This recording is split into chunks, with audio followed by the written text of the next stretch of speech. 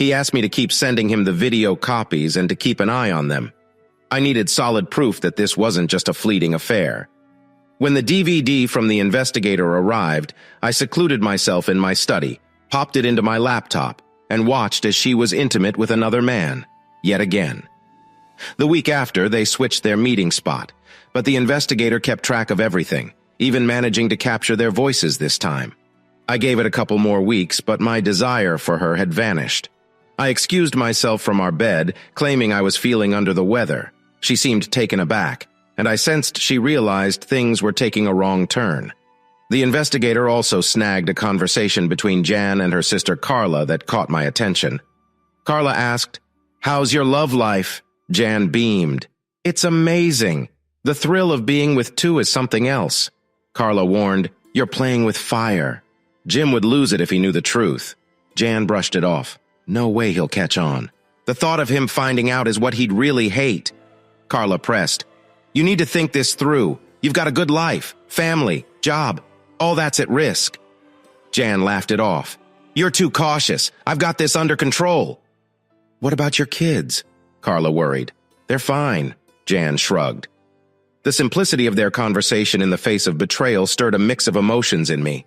The stark reality of deceit, trust shattered, not by just actions but through casual, heartless banter, painted a clear picture of the crumbling facade of my marriage. The revelation, though painful, was necessary, peeling back the layers of lies to reveal the bitter truth underneath. It was a story not just of infidelity but of denial, of the eroding bonds that once held a family together, now threatened by the very acts deemed thrilling in the moment. They helped me keep Jim right. If he cheats, I get his money and the kids, but they do mess with my life. Carla, "I think you're nuts, Jan. I gotta go. Talk later." Jan, "Bye." We kept living together, but she started to feel like something was about to go down.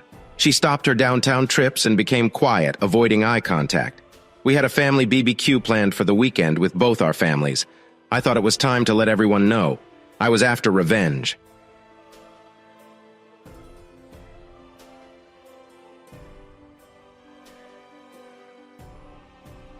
I was busy all week getting ready for the weekend. Jan just became more and more down. I didn't feel sorry for her. After a chat with Sam, he refreshed and filed the divorce papers again. I got copies to give Jan at the BBQ. Sorting out our bank accounts, cards, insurance, and other stuff was a breeze since I'd done it before. I also refreshed the hidden website on my work computer and posted it. Come Saturday, Jan stayed in bed till noon while I prepped for the party. While Jan slept, I snuck over to our church and pinned the website on the notice board titled, "Jan Morris's Bad Choice." Around 1, family began to show up, but Jan didn't come downstairs. She knew what was coming. Carla tried to talk to her and came down looking pale and shocked. She came over and said, "Jim, you're not really going to do what I think you are you?" "Absolutely," I said. "You said it, Carla. She's done for." I then yelled to everyone, "Can all the grown-ups come to the living room? I've got something to show." "Please, Jim, don't. It'll destroy her." She was told again and again if she did it one more time, her life as she knew it would end. Now it has. I spoke these words as I guided her family inside, where I shared the gist of what Jan had done, showing them bits of videos and letting them hear the audio recordings.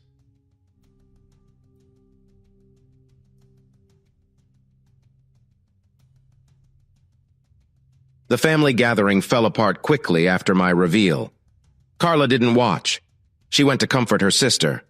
Her parents were hit hard by the news. Her mom needed support to reach the car. Her dad was pale and shaken. My own parents shed tears, and my brothers and their wives were stunned. After everyone else had left except for Bob and Carla, I asked them to join me in seeing Jan again. She was still on the bed, tears streaming down her face. "Jan?" My voice was gentle. "Could you sit up, please? Bob and Carla are here too." She might have thought my gentle tone meant I was ready to forgive, to take her back, as she began to smile. But that smile vanished as I handed her the divorce papers with a scornful smirk. "Here's your new start, you traitor. Think of this as freedom from our marriage and your role as a mother. You've got 1 hour to pack your essentials and leave. We'll only speak through lawyers now." "Oh, Jim," Carla burst out. "Isn't this enough for one day?" Maybe you're right, Carla. I'll wait till Monday to inform the library board about what their 2 workers have been up to. I bet they'll have a lot to say. And yes, I'm planning to sue her lover too. Jan's cries filled the room as she buried her face in her hands, still holding on to the divorce papers. I'm so sorry, truly sorry. You've got 55 minutes left, Jan. Best start packing. Whatever you can't take now can be sorted later when we divide everything up. I turned and left, Bob trailing behind me. Jim was really upset. Jan has done too much that hurt me, he said as we sat in the kitchen. She likes to see me hurt. How bad is it when my wife wants a baby by another guy, or makes me do things that make me feel so small? No, I don't think I'm too tough on her. She didn't care about how I felt, so now she gets to feel what I felt. I'll be better off without her. I've lost too much time on her already. All right, you do have a point there. I'll be hearing about this from Carla for a long time, I responded. Sorry you have to deal with that. You're lucky, though. Carla moved past her mistake. Yeah, things have been good since then. What about your sons, Ryan and Sean? This will hit them hard. Thought about talking to them? They're upstairs. I'll chat with them once Jan's gone. Best of luck, Jim. Carla's going to make sure I can't see you again, so I wish you the best. We shook hands just as Carla and Jan walked down the stairs and out the door. Jan couldn't even look up, still in tears. Carla, before leaving, said, Bob, please grab the bags from upstairs. Bob and I went to get the bags. After they left, I had to do the toughest thing ever. I had to explain to my sons about their mom and our broken marriage. I hoped they would understand and forgive. Story 2. She made a big mistake in our city. There's a small hill right in the center. It was turned into a lovely city park, a spot where folks would cluster around its tiny pond during the hot days of summer, and where ski lovers could dive into their passion during winter without the need to fight the city's crazy traffic. But it was neither a sunny day in July, nor a bright, cold morning in January when I, Christian Harvey, aged 29, found myself sitting on a bench. I wasn't there for a walk or to lose myself in a book. I was simply staring at the fog-coated Montreal scene on a dreary November afternoon, pondering the sure end of my marriage. 4 weeks earlier, I was coming back from a draining 2-week trip to Europe, where I had finally secured the signature of one of my company's biggest clients on a contract that would keep half of our team busy for a bit over 18 months. I work in sales for a niche engineering company. I had spoken to my boss late the night before. Saying Mr. Roy was happy with the news hardly covers it. He couldn't wait to see me in his office the following Monday morning and promised a hefty bonus would soon make my bank account much happier. Since it was Friday, he suggested I take my wife to our top-choice restaurant to not hold back on the food and wine, and said he'd cover the bill. Right after hanging up with him, I dialed Sophie, my wife of 5 years, to share the great news and asked her to book the babysitter for our little 2.5-year-old angel, Melody. I reached her voicemail, leaving a message doing my best to keep my excitement in check. Truth be told, I was nearly giggling. Imagine that, a giggling guy, and an engineer no less. I couldn't wait to board the plane that morning. If I could have made the plane zoom off faster by pushing it, believe me, I would have. I missed my wife a ton. That night was going to be just right. Sure, it sounds pretty normal, but take it from me, being away for 2 whole weeks, and the week before being her off-limits time, it's no joke to say I was more than ready to see her. Hey, love, your newsman is here, all happy about getting the job done. That was me trying to sound cool as I walked in late in the day. Not too shabby for an engineer, huh? People think we're all about dry facts, no spice. Expected a cheerier welcome, especially after being apart for 2 weeks. But the house was silent. Too silent. Even Melody, our little one, wasn't buzzing around, way past her nap time. Sophie was at the kitchen table staring at a glass of that weird red drink. Odd, since she can't stand the stuff. It's usually just for Melody. Tears had clearly been flowing. Her eyes were as red as the drink. What's up, my love? I tried for a hug and a kiss, but she shied away, starting to cry again. Words weren't coming. She just shook her head and pointed to a chair. I tried to comfort her, but she wasn't having it. So there I was, sitting full of worry. Eventually, her crying slowed. She took my hand, looked me straight in the eye, and said, "This morning I woke up in another man's bed. Whoa, hold up. That hit like a truck. Let me back up a bit. If I could have sprinted alongside that plane to speed it up, you bet I would have. I was aching to see my wife. The evening we had planned felt like it was going to be something out of a dream. I mean, 2 weeks is a long time, and given the week before was a no-go for us, you could say I was more than eager. Entering our home, I shouted, "Guess who's finally back, ready to share some great news?" Engineers like me aren't exactly poets, but hey, I tried. Sophie's voice came weak from the kitchen, which was off. She's usually the life of the party, bouncing off the walls with energy. After 2 weeks apart, I expected more. Everything felt too quiet, too still. Even Melody was strangely silent, napping when she shouldn't be. There was Sophie, a glass of red next to her, a drink she usually hates, eyes swollen from crying. "Hey, what happened?" I moved to comfort her, but she pulled back, tears rolling down again. No words, just a gesture to sit. I tried to reach out, but she wasn't up for it. Confused and anxious, I simply sat, not knowing what to do. Her tears finally began to slow. Clasping my hand, those tearful eyes met mine, and she dropped the bombshell. Today, I woke up in a bed that wasn't ours. Wait, what did she just say? I was with another man last night. Yes, we slept together, she managed to say, tears rolling down her face. I just sat there, stunned, trying to wrap my head around the bombshell my wife, Sophie, had dropped. She buried her face in her hands, crying. "I'm so sorry, Chris. It wasn't supposed to happen. I can't explain it. Maybe I drank too much. I lost control." "Who?" My voice had an edge. "His name's Daniel Levesque, a friend of Chantal's from work. We get together on Thursdays when we don't work the next day. He was new, met us last night. He flirted, and I, too drunk, went along. I barely remember going to his place, but waking up next to him, it felt so wrong, yet in the moment it didn't. Her tears wouldn't stop. Listening, I felt my anger boil. My work, my bonus, all forgotten. It's shocking how quickly joy can turn to ash. I got up, needing to escape. "I need air," I declared. "No, stay," she begged. "Excuse me? After what you've done, you think you can tell me what to do?" "I should leave," she said quietly. "My dad's coming. I told him. He'll be here soon.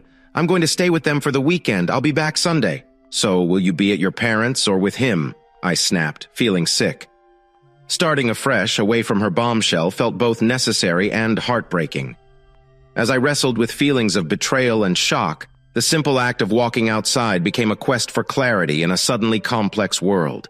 The ease of our daily life, now shattered, haunted each step. Her confession, unexpected and raw, tore through the fabric of our marriage. The name, Daniel Levesque, now a permanent scar, spoke volumes of a night that changed everything. Their reckless abandon, spurred by drinks and fleeting desire, left us in ruins.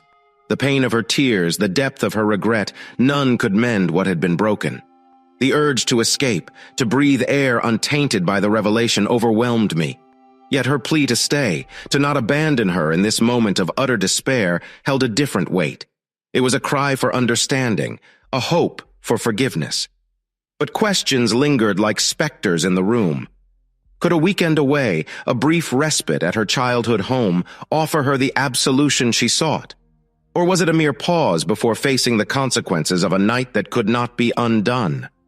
In a world where words like trust and loyalty held immense power, the path forward remained uncertain. The simplicity of love, once taken for granted, now required a strength I wasn't sure we possessed. The future, once bright, now flickered uncertainly, challenging us to find light in the darkness of betrayal. "Chris, I get why you're mad, seriously. If it was me in your spot, I'd feel the same. But trust me, I've got no plans to see him ever again. It was just a slip-up." "Where's Melody now?" "She's at my parents'. Dropped her there this arvo so we could talk alone. No kids around. She'll be back with me by Sunday." "Ah, so you've made up your mind to go and take our girl with you? Wow, that's bold.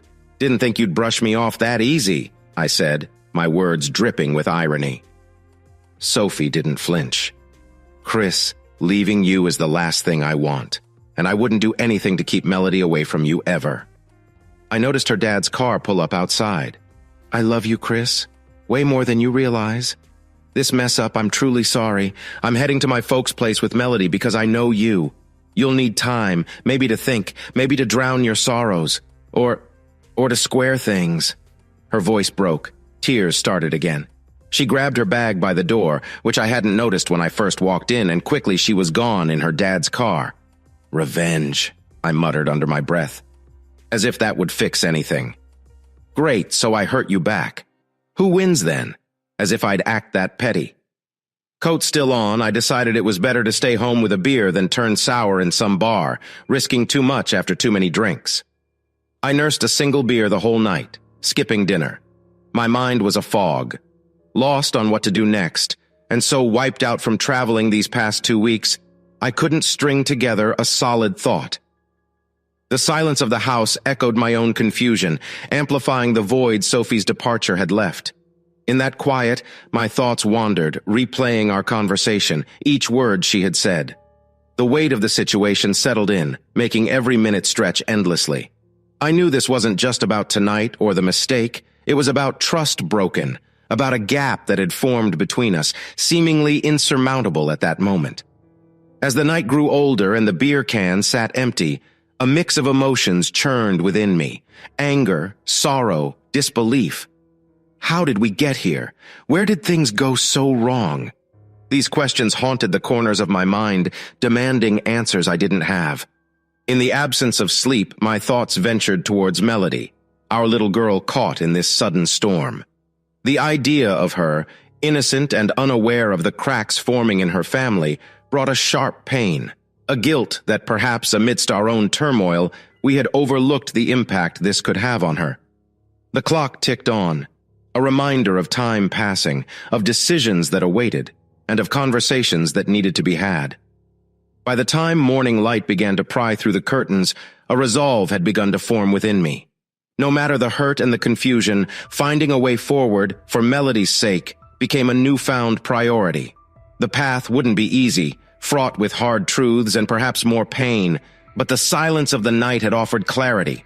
It was time to confront the chaos, to rebuild, or to let go, but most importantly, to ensure that the love for our daughter guided every step we took from here on out.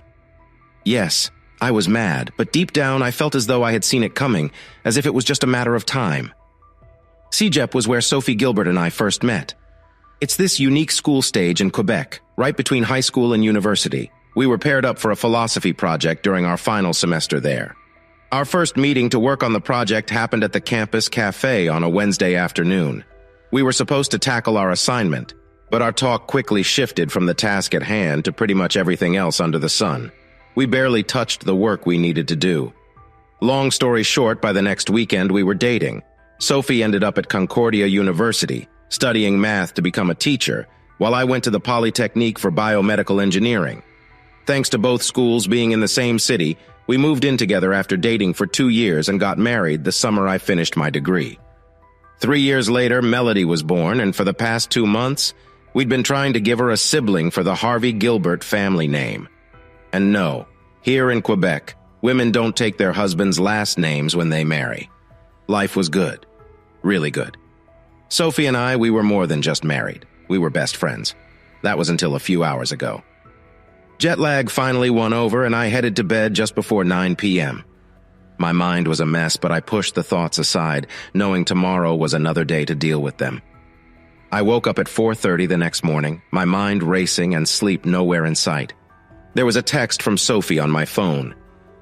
"I love you, Chris. I love you so much." She sent it after I'd gone to bed. I chose to leave it be for now.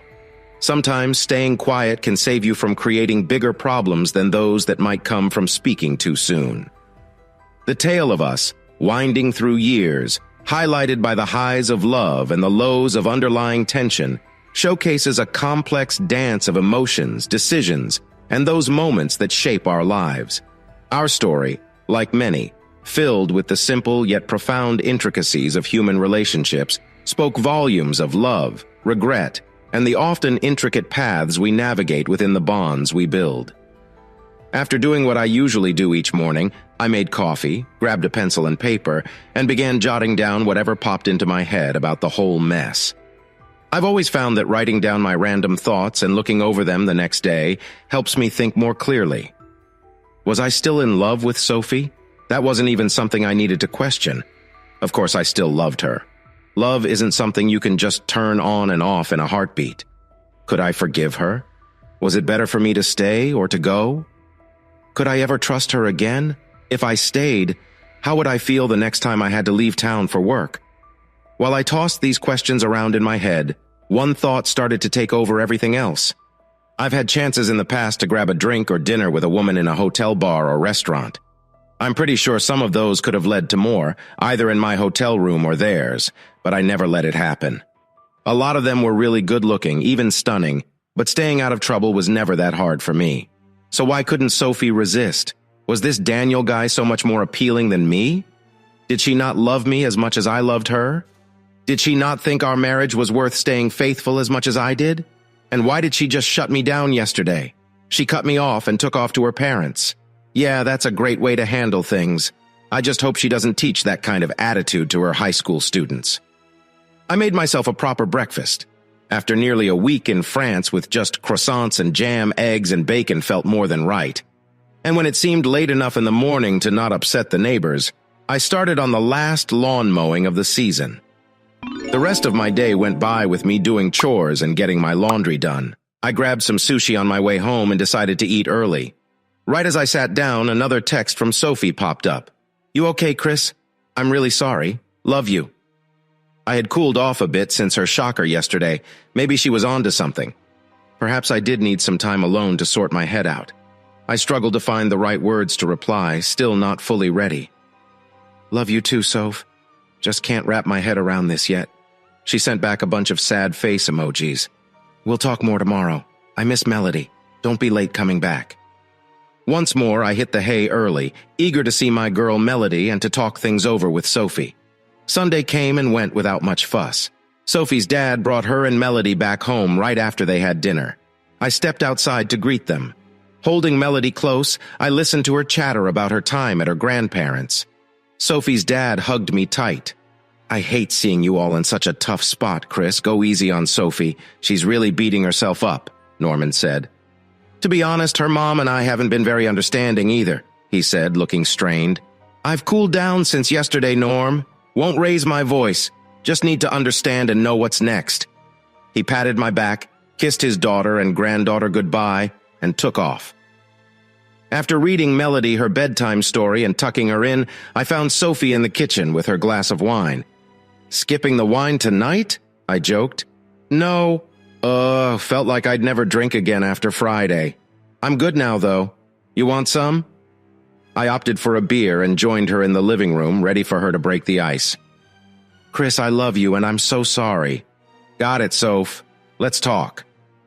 We dived into a deep conversation trying to navigate the mess, each word slowly weaving a path towards healing. Life sure had thrown us a curveball, but in the healing light of honesty and love, we started to find our way back to each other. "You've said sorry 1,000 times, I get it. But why did this happen? Is it because what we have isn't enough? Do you love this other guy?" "No, not at all," she almost screamed. "Yes, he's easy on the eyes, he's a good talker, and he's fun. But it's you I love, Chris." "Then why?"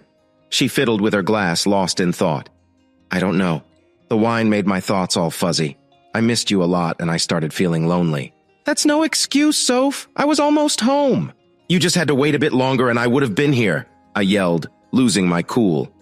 "I know it doesn't make sense. I can't stand how weak I was." Sophie's voice was barely a whisper. "Did you at least think to protect yourself?"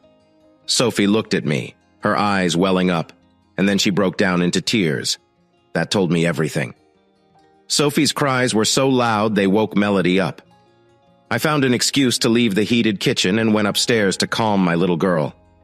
When I came back down about 10 minutes later, Sophie had shifted from loud cries to quiet sobbing. "If you're pregnant with his child, it's done between us, Soph. I'm not going to take care of that guy's mistake," I said, harsher than I intended. Sophie looked utterly crushed. Part of me wanted to hold her, but I was too angry and almost found satisfaction in her pain. "And until we know for sure you're not expecting, I'm sleeping in the basement," I declared. Sophie didn't respond, drowning in her sob. It seemed like she couldn't handle any more hurt. I went upstairs, picked up some clothes and my toothbrush, and headed down to the basement. Passing her, still with her head down crying, didn't make it easier. The next morning, we barely spoke. Extended version. In those silent moments, the house seemed to hold its breath, the air thick with unsaid words and buried feelings. Our little world, once filled with laughter and warmth, now felt cold and distant. The tension hung like a heavy fog, untouchable yet suffocating. Sophie's occasional sniffle broke the quiet, a stark reminder of the night before. Melody, our little girl, seemed to sense the shift. Her bright eyes clouded with confusion at the sight of her parents, so distant, so cold. It pained me to think of the impact our fracture might have on her, a seed of discord sown in her young heart. The day dragged on, each hour a series of avoided glances and half-hearted interactions. Sophie tried to reach out, her voice a mix of hope and fear, but the wall between us had grown too high. My heart ached with a mixture of anger and sorrow, a turbulent storm that refused to calm. As night fell, the house quieted down, but sleep eluded me. The basement, now my temporary refuge, felt more like a prison, holding me captive with my own turbulent thoughts and regrets. The bed felt foreign, the darkness too complete, and my mind raced with images of Sophie, her tears, and the chasm that now separated us. Questions swarmed, each one a pointed jab at my conscience. Could forgiveness find a place between us again? Was there a path that led back to each other, or had we wandered too far apart? The unknowns multiplied, leaving me restless and awake long into the night. The sound of Melody's gentle breathing from the baby monitor was the only comfort, a silver lining in the storm. It reminded me of what was at stake, of the tiny, beating heart that depended on us to find our way through the turmoil. In that dark, lonely space, I realized the depth of the work ahead. If there was any hope of mending the fissure, it would require more than words. It demanded action, understanding, and perhaps most challenging of all, the willingness to forgive the unforgivable. I had just dropped Melody off at daycare before heading to work, where Mr. Roy couldn't wait to hear about our negotiations in Europe and was all smiles, eager to find out if I had a good time celebrating with my wife. His joy vanished as soon as he saw the look on my face. "I got the bill from our fancy dinner on Friday," I told him, pretending to hand over an invisible piece of paper. "It cost us nothing thanks to a man named Daniel Levesque." Mr. Roy stared back, wide-eyed. I slumped into my chair, let out a deep sigh, and then spilled the beans about the mess my personal life had become. "What's your plan?" he asked after I finished. "For now, I'm sleeping in the basement until we find out if she's pregnant. If the baby's his, I'm going to see a divorce lawyer. If not, then a marriage counselor it is.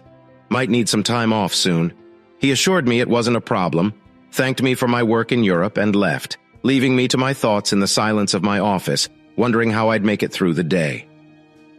The quiet at home that evening said it all. I arrived at 6 p.m. to find Melody already eating and Sophie finishing up our dinner. It was a silent, sad meal. That silence stretched into the days and weeks to come. Knowing Sophie's cycle like clockwork, I had a pretty clear idea about when her period was due.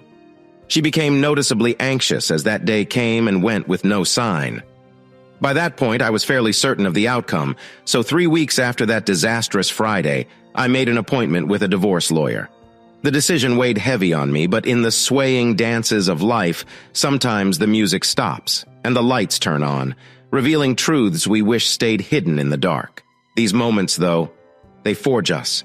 They strip down the illusions and reveal the bare bones of what's left, our resilience, our capacity to endure, and the relentless pursuit of a sliver of happiness in the corners of our broken dreams. So I braced myself, facing the storm with a heart heavy with sorrow but steady in the resolve to find peace, come what may. The lawyer laid out the plan clear and simple. First, we file for a breakup, then we wait for the baby to come for a DNA test. If by some wild chance the baby was mine, which couldn't be, I could always go back, halting the split-up process. But if the baby wasn't mine, then I'm off the hook for any support, and could push for a divorce real quick, claiming she stepped out on our marriage. I nodded along, agreeing to his roadmap, and he said he'd have the paperwork ready in no time. Sophie, for her part, kept dragging her feet on that pregnancy test. But I kept my mouth shut, figuring she had her own mess to sort out. Come Wednesday, I walked into a scene, Sophie in tears. I stayed quiet, but her look told me she knew the jig was up. It might still be yours, you know? Her words got me laughing, a harsh, bitter laugh that even I found vile. Come on, Sophie. We haven't been together since that week before my Europe trip in September. Then you got your period and I was gone. There's no way that baby is mine. Maybe time to call up your one-night stand and share the good news. He's not my boyfriend, she yelled, then softer, almost broken. It was just once. I haven't seen him since. Well, your life, your choices, Sophie. I shot back, keeping it ice cold. Your love life ain't my problem anymore. I retreated to my room downstairs and shot my boss a text, saying I'd be out for the next couple of days. That night, I let the tequila numb the sting a bit. The next morning, I hit the ground running, checking out a couple of nearby apartments I'd spotted earlier in the week. By Friday, I'd signed the lease on one. It felt good, settling that fast. In the afternoon, I hopped on the subway, headed downtown to my lawyer's office to grab the separation papers, ready to close this chapter for good. It was a tough moment, filled with complex emotions, but moving forward seemed the only way out. As I stood on the precipice of this new chapter in my life, I couldn't help but reflect on the tangled web of decisions, emotions, and consequences that had led me here. When I stepped out of his office, it felt like I was being swept away by a huge wave, set to wreck everything I held dear, unstoppable. Caught up in my whirlwind of thoughts, I didn't notice I'd walked far beyond the suburb station, aimlessly drifting towards Mont-Royal, where this whole tale began. Eventually, I found my way back home, or to be precise, to the house, arriving around 8 p.m. I had paused for a quick meal, a burger and a beer at a pub nearby. I knew Sophie had been trying to reach out, likely worried sick, but I chose to ignore her texts. "Where have you been? Are you all right?" she asked, her concern evident in her eyes. "Here, take this. It's your copy of the separation papers," I said, handing her the envelope that said it all. Tears welled up in her eyes, and she sat down, not touching the envelope. "Everything's done by the book. It's a fair deal, covering everything about Melody. We both get to be with her, so no one has to pay child support. I'll give you some money for yourself, too. You can keep the house, and I'll help pay for it for another 5 years. That should give you plenty of time to save up and find a new place. As for the other baby, that's something you'll have to work out with the dad." "I can't help there," I said, my voice hard. "I've got an apartment not too far from here. I'll start moving stuff over on the weekend. I'll leave most of the furniture we got together, except for what's in the downstairs room where I've been sleeping these past few weeks. Everything I had before we got married, I'll take with me. My brother is coming by tomorrow with his truck to help me move. You might want to take Melody to see your parents or do some shopping. It'll be easier on all of us." Watching Sophie crumble was almost too much to bear. Part of me wanted to break down, too. Despite everything, my love for her lingered. I couldn't forgive her actions. And the thought of raising another man's child while still married? Unthinkable. I crept into Melody's room, lifted her gently as she slept, and kissed her forehead, whispering a promise to see her in a week. Tears fell.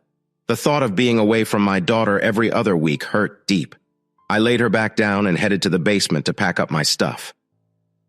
The next morning, around 8:30, I found a note from Sophie in the kitchen. She wrote that she and Melody were at her parents' house, that she loved me, and was torn apart by everything that had happened. I believed her pain was real, but I couldn't see any way to fix things. Hours later, we had separate addresses. Sophie met with my lawyer the following week and signed the divorce papers without a fight. And like that, our paths split for good. Jacob was born on July 1st, Canada Day. The lawyer requested a DNA test. No shock when it showed I wasn't the father. The divorce moved forward quickly, not needing to wait until November thanks to the proof of adultery. Looking back, waiting till November wouldn't have changed much. But accusing her of adultery felt like exposing her mistake to the world, bringing me a twisted kind of comfort. It hurt her more, causing her many tears. Was I being cruel? Maybe. Weeks later, dropping Melody off, Sophie admitted Jacob was Daniel Levesque's son, struggling with the words. Telling me seemed to cement her guilt, and her shame was visible. "I'm so sorry, Chris," she said, her voice filled with regret. This closure was elusive, a simple apology not mending the rift her actions caused. It was a complex tangle of emotions, where remorse met unyielded hurt, each of us navigating the remnants of a life we thought we'd share. I've said this too many times, but I can't find the right words to tell you how awful I feel about all this. This baby should have been yours.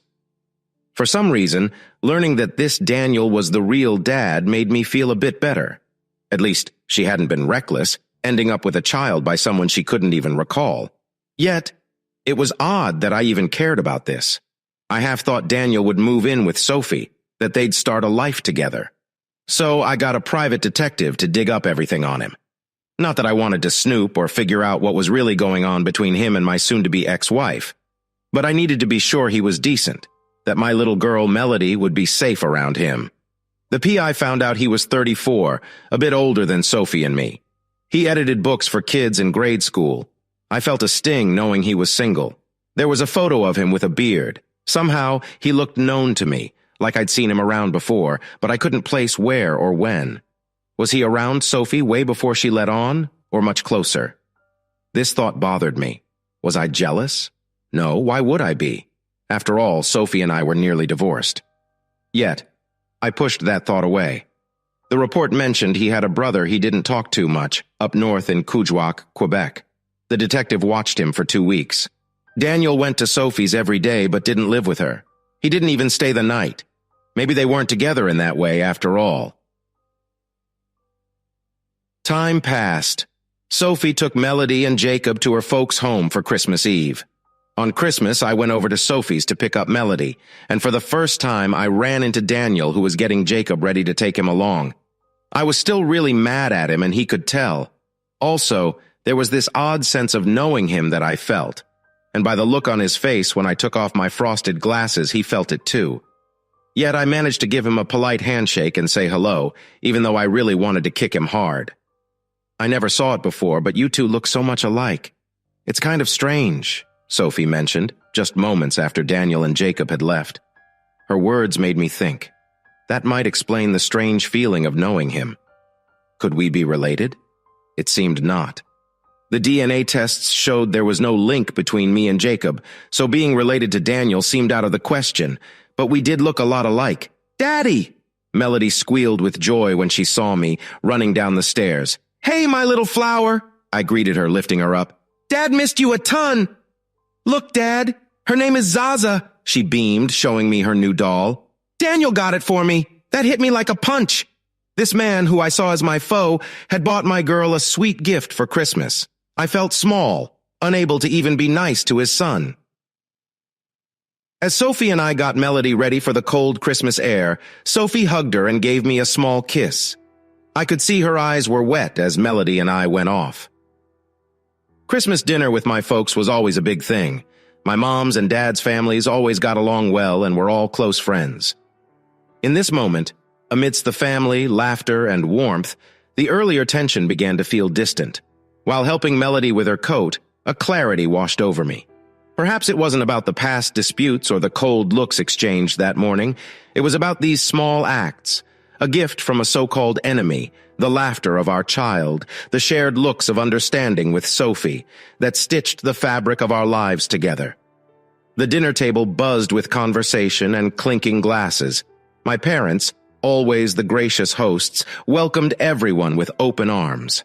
As stories were shared and plates passed around, I couldn't help but think about the earlier events of the day. The recognition in Daniel's eyes, the accidental kindness he showed by gifting Melody a doll, and Sophie's hint of tears, all seemed to weave a complex tapestry of emotions and realities. It made me ponder the intricate connections we share with each other, sometimes visible, sometimes not.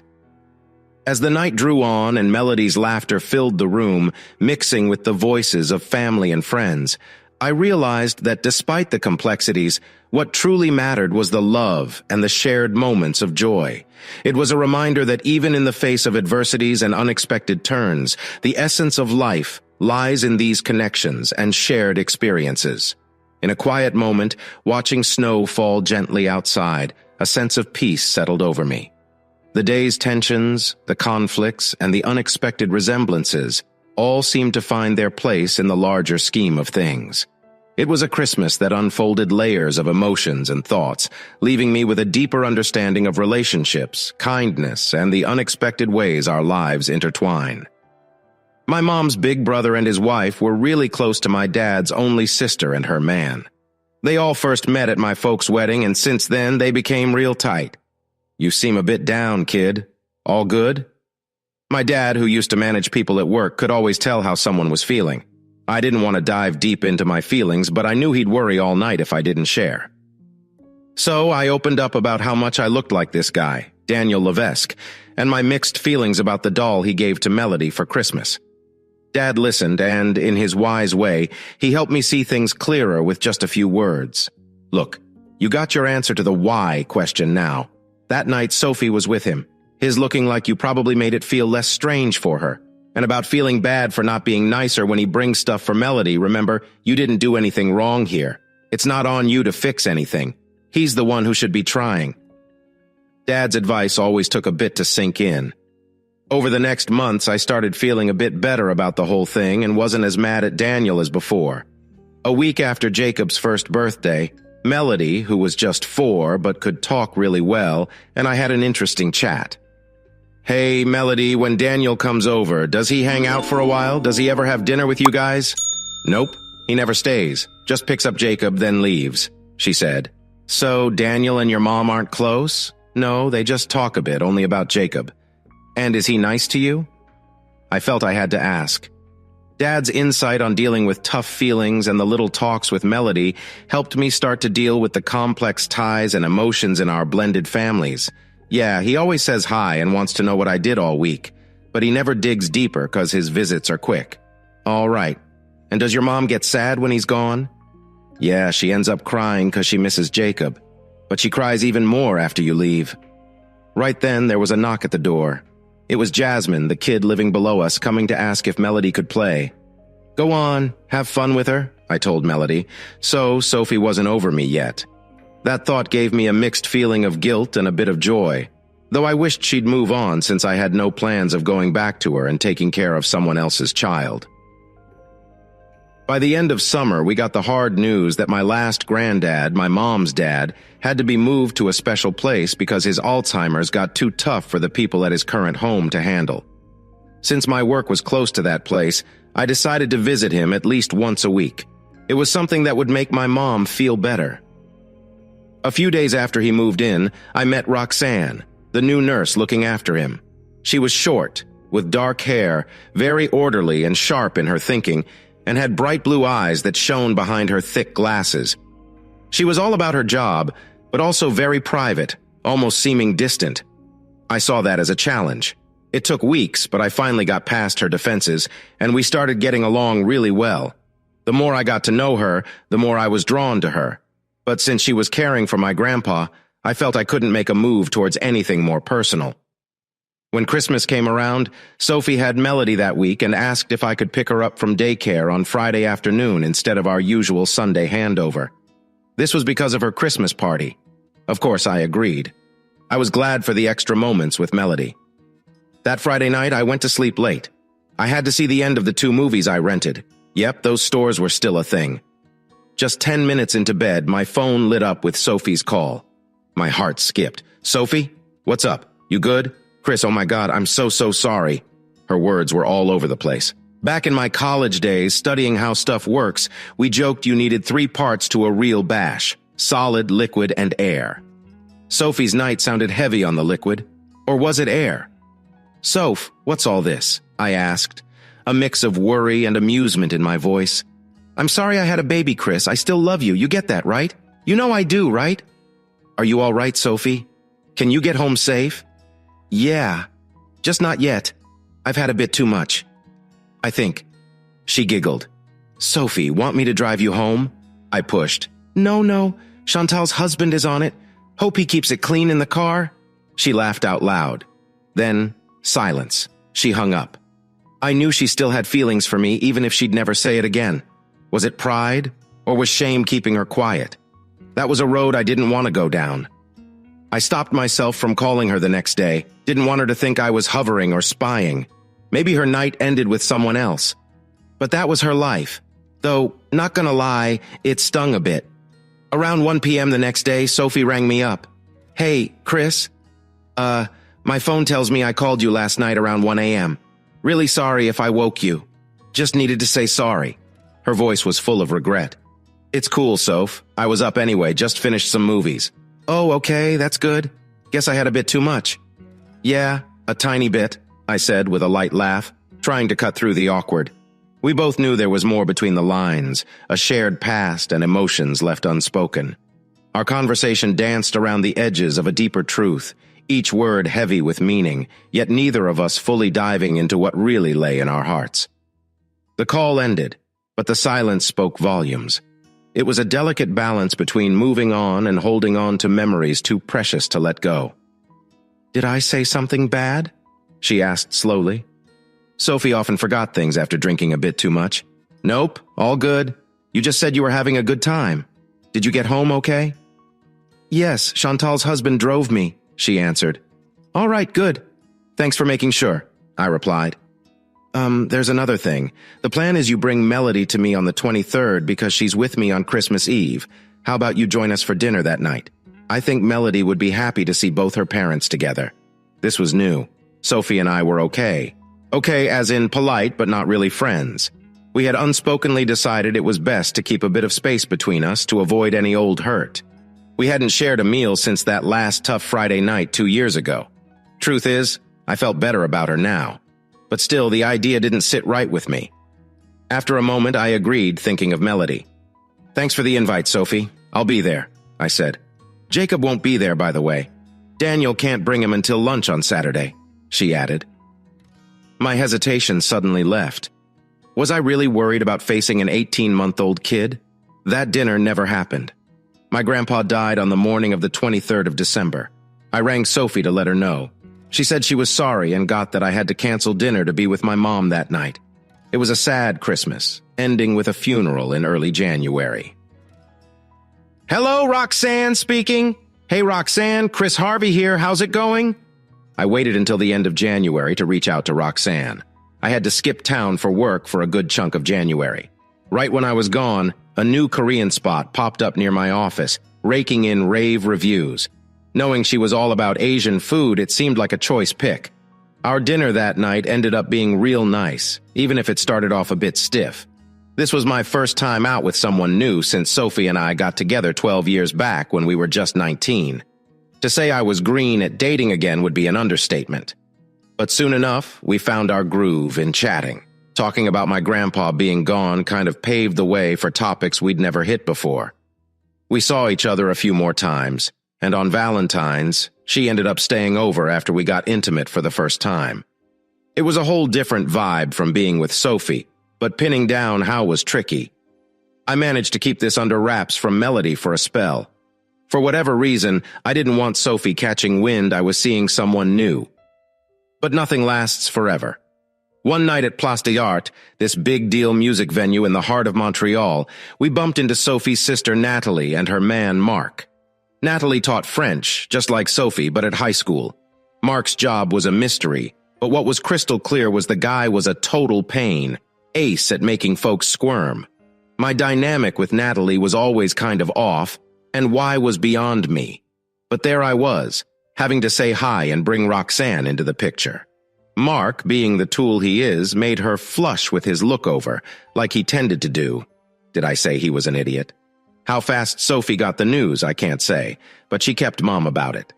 I noticed she seemed a bit down in the weeks that followed, yet she stayed silent about my goings-on. My life took a turn for the serious after Roxanne and I were open about us. She was younger than me by 4 years. Before we met, she had ended a long stretch with someone else about half a year ago, and she didn't have kids. She'd joke about hearing her biological clock tick the loudest in her life, but she'd quickly say that at 27, she wasn't rushing into motherhood. Life found its rhythm, and for a year and a half, things went smoothly. The next summer, during a trip to San Francisco, I planned a big surprise for Roxanne after a lovely dinner at a famous seafood spot on Fisherman's Wharf. I had everything set, even asking the waiter for a moment so I could pop the question between the main course and dessert. Her answer was a thrilled, "Yes, yes, yes, yes," that got everyone around us to start clapping and offering their best wishes. Melody was thrilled when Roxanne and I told her we were getting married the next April.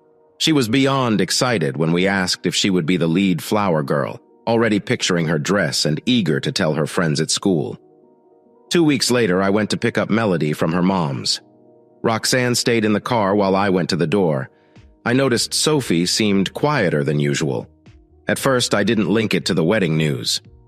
As I drove away, I saw Sophie in the window, probably thinking I couldn't see her well, but I noticed she was crying. Roxanne, busy chatting with Melody, hadn't seen Sophie's reaction. That night, in Roxanne's bed, I couldn't sleep while she was fast asleep next to me. The image of Sophie crying stuck with me. Life got back into its groove, this time with everyone focused on Melody starting elementary school. Sophie and I had worked through the extra tasks without ever touching on my soon-to-be wedding. Yet I could sense things were getting harder. "Does Mom have a boyfriend?"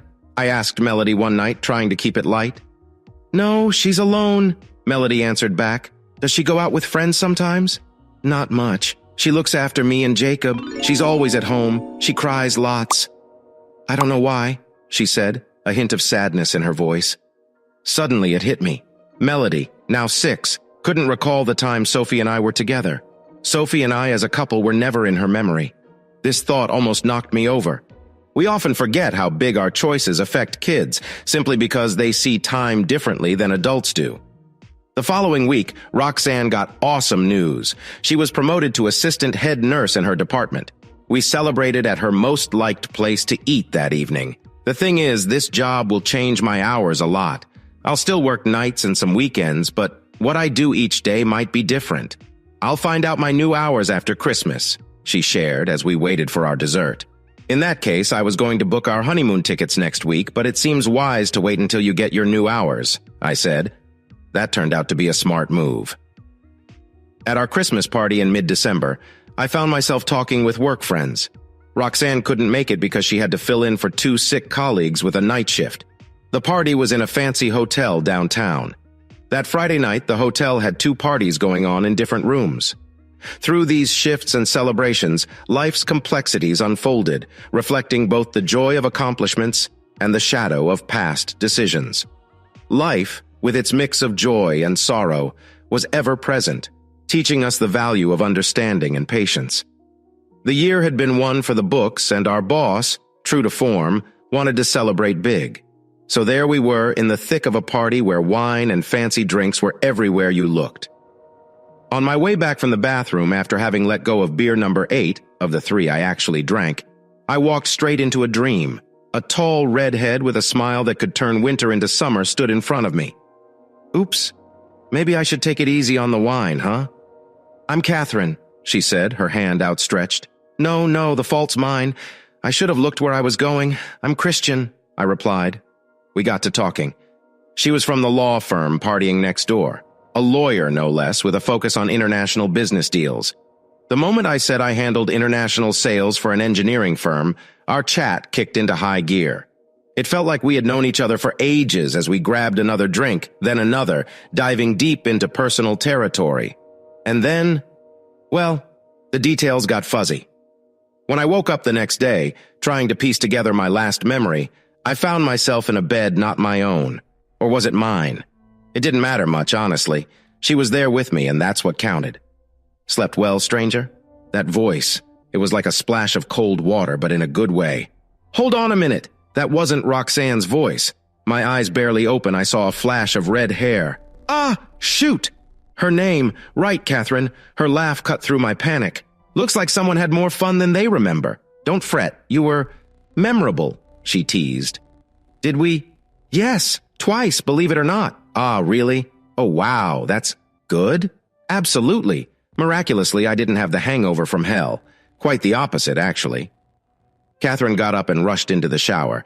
I was still trying to piece together last night's events when she came out, all set to go. She gave me a quick kiss, said she had a blast, but had to dash because it was nearly 10 and her crew was meeting for breakfast. Don't fret about the room, my work took care of it. It's paid for. I think we need to leave by noon. Last night was wonderful, Chris. Thanks a ton.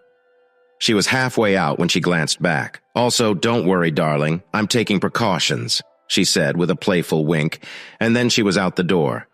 I showered and put on my clothes from yesterday, not planning to stay overnight. While leaving, my phone buzzed. It was Roxanne. Guilt washed over me like a flood. It hit me hard that I'd cheated on her. "Hey, love, how was work?" I asked, trying to sound normal. It was all right. Nothing much happened. There was a slight edge to her voice, or maybe that was just my guilt talking. "How was your party? Did it go late?" she wanted to know. "It was good. A really nice meal," I replied. Then I goofed up. "No, it didn't last long. I was in by midnight." There was a pause. "Okay, got it. I'm busy today. Have to run," she said, her tone changing a bit. "All right, bye." That was one of the most awkward calls ever. Did she suspect anything? It seemed impossible. She was working all night. But this moment, feeling the weight of what I'd done, heightened everything. Every look, every word felt loaded.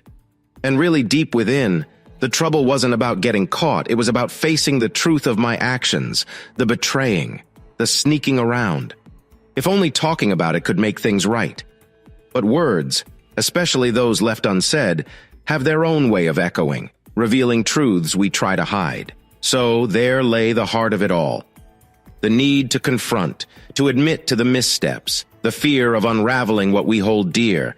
Yet it's in these trials we find our true selves, our capacity for forgiveness, understanding, and maybe the strength to rebuild.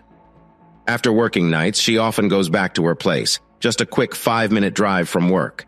In contrast, my place takes about half an hour to reach. Driving home was tough. My mind kept drifting off. I stopped at a small eatery for some breakfast. I wasn't really hungry. The events from last night were eating at me, even though I couldn't remember them all that well. When I got home, something felt off. I couldn't tell why, but it just didn't feel right. Then I saw why as I walked into my bedroom. A handwritten note was on my bed. "Chris, last night you did almost the last thing I thought you would.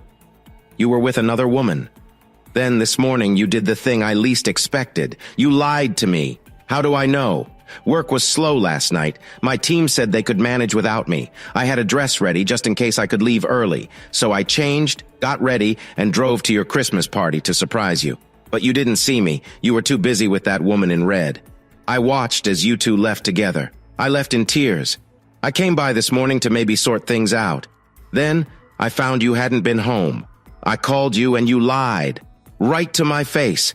I've taken my stuff from your place. I'm leaving yours in a box at my work for you to get. Your apartment key is on your nightstand. It hits me now. You left Sophie after a single night. Sure, she was pregnant, but she never lied to you. Goodbye, Rox." I read the letter over 3 times, then lay back staring at the ceiling. My mind was blank with shock and disgust at what I had done. I tried calling Roxanne. Of course, she didn't pick up. I left her a message. In the quiet of my room, with the weight of Rox's words sinking in, I began to truly reckon with the gravity of my actions. How had I let things get so out of hand? The surprise and pain in Rox's letter underlined a reality I couldn't dodge. It wasn't just about what I had done last night. It was about the trust I had shattered. The simplicity of her words made the betrayal clear, leaving no space for excuses or doubt. Guilt weighed heavily on me, a constant reminder of the damage I had inflicted not only on Rox but on myself. As I lay there, I realized the path ahead wouldn't be simple. I had to face the consequences of my choices, learn from them, and try to find a way to move forward, knowing well that some actions can't be undone and some apologies might never be accepted. The road to redemption was long and uncertain, but it was a journey I had to embark on, step by painstaking step, in the hope of finding forgiveness, not just from Rox, but from myself too. We often chatted on Messenger, but when I tried to reach out to her, I found she had cut me off. I sent a text begging to chat, saying I didn't want to explain because there was no excuse for my actions, but I was desperate to say sorry. Then a second burst of messages. A third came that night, and a fourth the next day. More followed each day for a week. She stayed silent. I went to where she worked only to hear she had taken a few days off and left clear orders not to let me in. The only word I got was a note from her place's management about a box left for me to be picked up in 48 hours or it'd be thrown out. I went there, grabbed the box, and tried to buzz Roxanne's flat, but no one answered. My mood was awful the next day, picking up Melody from Sophie's. Sophie's worried look hit me hard. A new wave of guilt crashed over me, maybe even stronger than before. I couldn't meet Sophie's eyes. What kind of damn hypocrite am I? That thought hit me hard. Guilt washed over me all day. Even Melody noticed I was down. "Daddy, you look sad." "You're so sweet, my little one. I've got a big issue to sort out." "So yeah, you're right, I'm not okay. But I'll be all right." "Why don't you call Roxy? You're usually happy when she's around." "I can't right now. It's complicated. I'll tell you about it later, all right?" She gave me a look I hadn't seen in her eyes before. She was thinking, piecing things together. That night, after I tucked her in, I lingered in the living room, nursing a glass of red. Oddly, I missed Rox and felt bad about her, but even more so for Sophie. Sophie drank wine and slept with Daniel Levesque while with me. I had a beer and was with Catherine while engaged to Roxanne. Was my action any less wrong? Sophie risked pregnancy with another man. I risked the same with another woman. Was my choice any less reckless? Some could say Sophie and I were different because she was my wife. But I was promised to Roxanne. Did that really change anything? No, the true difference lay in honesty. Sophie was open with me while I hid the truth from Roxanne like a coward. "Daddy, why haven't we seen Roxy in a week?" Melody asked one Thursday. There it was, a moment to choose again. This time I chose honesty. Dropping to her level, I said, "Roxanne and I are over, sweetheart. That's why I've been sad." "So, no wedding?" "No, love. She won't be back," I admitted with a heavy heart. Melody hugged me, crying. "I thought you both were excited to marry," she managed between sobs. "We were, but I made a mistake, one I can't explain now, but will when you're older, okay?" Her big, teary eyes met mine. My heart ached. She nodded, and I held her close. Later, we snuggled on the couch, watching Frozen yet again, before I kissed her goodnight. Was it worth saying that Christmas that year wasn't the best for me? I was solo in my flat on the 24th since my folks were down in Florida. On the 25th, Sophie rang me up. "Hey Chris, Melody told me last night you and Roxanne broke up." "All good?" "Yeah, I'm fine. Thanks for checking in. That's really nice of you," I replied. "You flying solo tonight? I know Melody was supposed to be with me the 24th and 25th, and with you for New Year's since your parents are out, but we can change plans. I'm heading to a friend's place tonight. Want to join? Caroline and Patrick will be there." "Thanks, Soph. But honestly, I'm not up for a party. I'd just bring the mood down. Plus, I've got a lot to ponder. But pass my hello to them," I said. "If you change your mind or just want to chat, hit me up, okay?" "Will do. Thanks a ton, Soph. Happy Christmas." I was relieved when Christmas wrapped up. I had a big trip coming up in January, February. It was a long haul. Boston, Raleigh, Dallas, Mexico, Sao Paulo, Buenos Aires, then back via Toronto. It was a 3-week trip. Sophie was good about shifting our schedule with Melody. Waiting for my flight back to Montreal at Toronto Pearson, I was browsing the news on my tablet. A buddy had emailed me saying his mom had passed. I decided to look up the obituary section in the paper. As I searched for my friend's mother, I saw a face that shocked me. Daniel Levesque. The notice read that he had died by accident. I got back home at 7 p.m. that Friday. My plan was to pick up Melody early the next day so we could have breakfast together.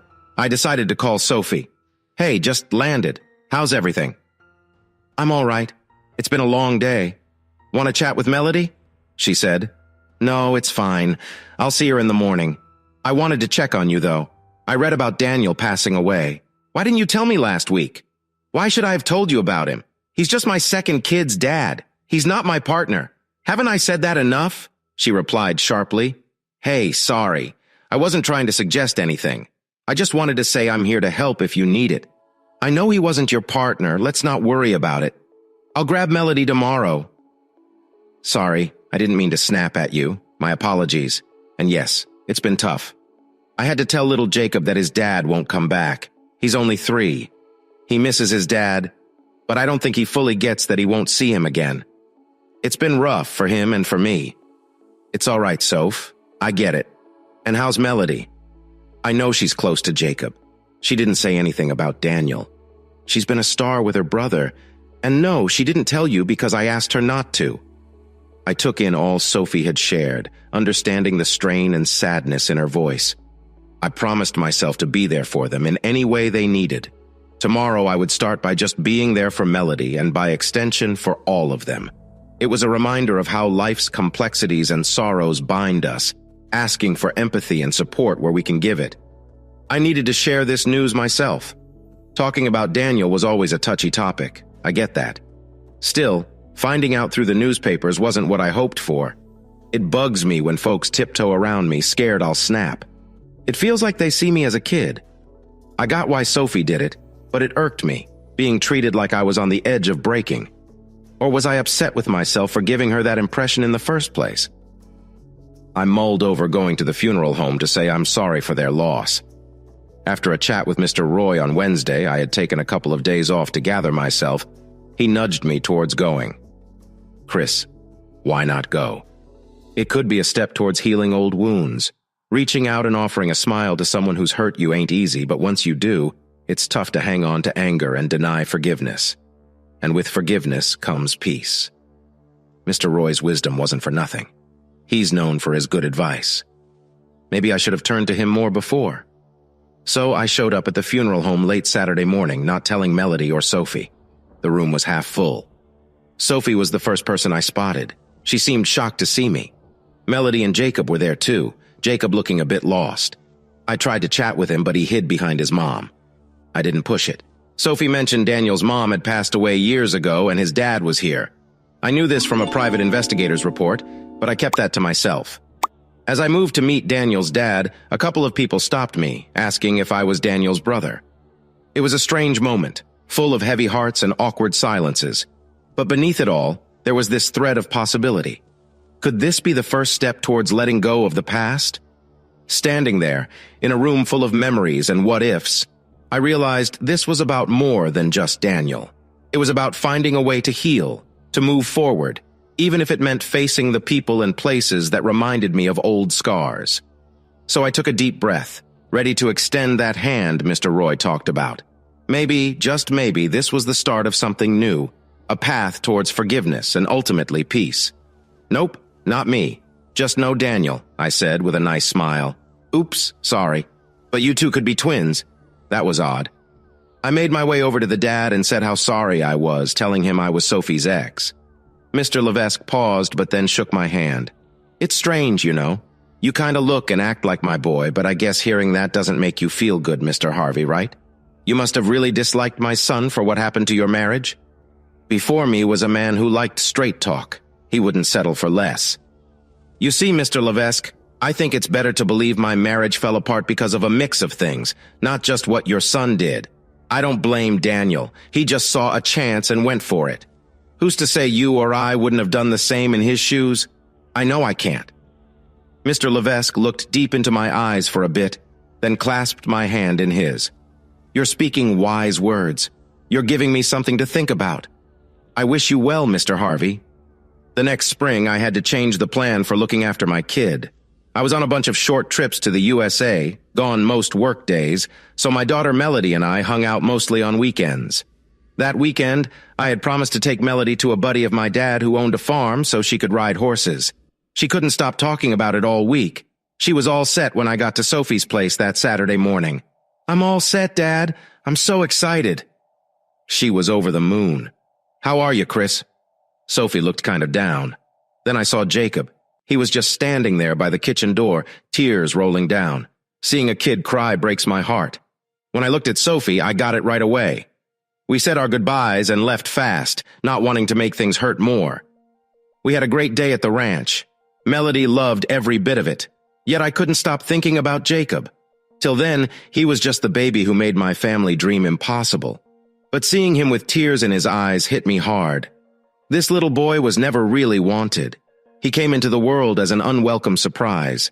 He never had a full family. I know Sophie was a loving and devoted mom, doing a great job with him just like with Melody. But the boy had lost his dad. He had no one to take him horseback riding. For the first time, I saw things from his view and realized this poor boy never wanted and never caused the trouble that came with his birth. He was just a kid. He wasn't the reason our family broke apart. Driving home the next day, after dropping Melody at Sophie's, I started to question if I had been focusing on the wrong things all these years. Was I really doing the right thing, or was I just doing what was expected of me? The real question I never asked myself: was I happy? No matter what I thought was right or what society accepted, was what I was doing making me feel good? Was making sure I looked good more important than this little boy's happiness? More than my daughter's? More than my ex's, no, my wife's? More than my own joy? These thoughts chased me all the next week. I'm an adult. It was time to act like one. I was back at Sophie's early the next Saturday. Melody's 7th birthday was coming. I had promised to take her to the zoo. Jacob was holding on to Melody, tears in his eyes, not letting her go. I bent down to his level. "Jacob, did Melody tell you I'm taking her to see animals today? Want to come?" His eyes sparkled. He began to jump around with joy. "I know Melody loves big animals with long noses. Want to see them too?" He nodded hard, smiling big. "And what about Mommy? Should she come with us?" I asked.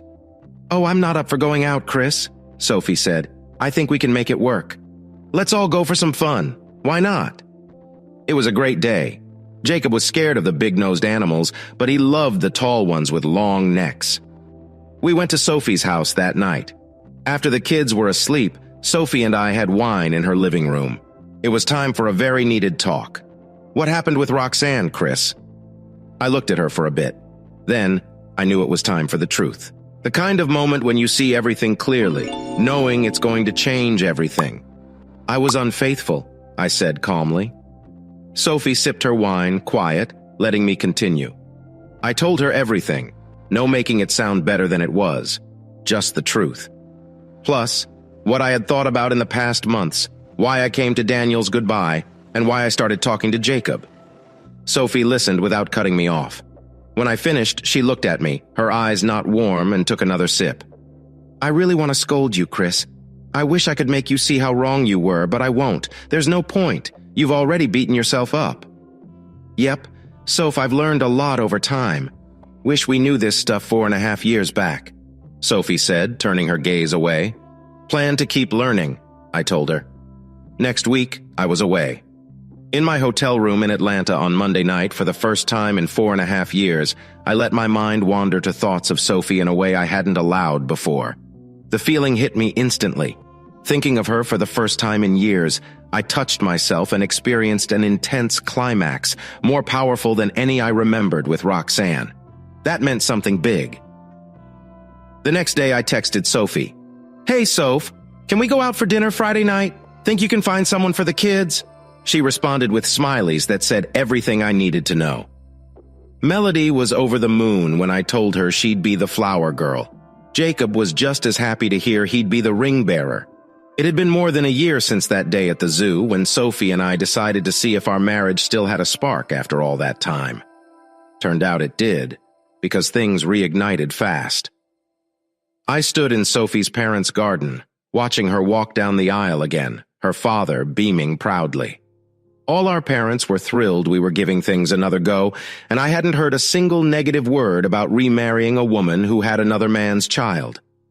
I guess by then, everyone, including me, had realized life is messy, and it's up to us how we deal with it. Jacob had lost his grandfather last autumn, just 9 months after his son. That left Jacob without a dad or relatives on his dad's side. Over the past year, I'd grown really close to him. He was a funny, clever kid who adored his big sister. After the wedding was done and before we all sat to eat, Sophie and I went to have a chat with Jacob. "Jacob, now that I've married your mom, I've got something to ask," I began. He gave me a look full of wonder. "How would you feel if I became your dad?" He paused, letting the idea sink in. Then his eyes went big and he jumped into my arms in a hug. "Could I call you Dad?" "Yes, you can, for sure. You see this paper?" I showed him the adoption paper, proof that Sophie and I had made it official that I was adopting Jacob. "You might not get all these words yet, but this paper means I'm your dad now, and you're my boy." His face lit up with joy. Everyone around started clapping. Sophie, Melody, Jacob, and I were now a tight-knit family, all wrapped up in a big hug.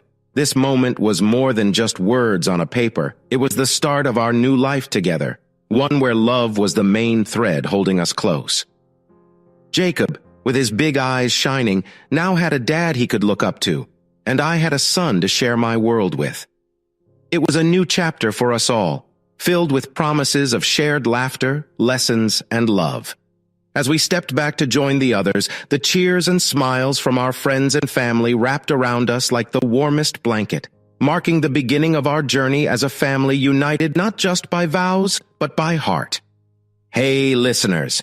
If you enjoyed watching this video and want to stay updated with our latest content, don't forget to hit that subscribe button and turn on notifications. You won't want to miss out on what's coming next. Thanks for watching and see you in the next video with Queen Cheating Tales.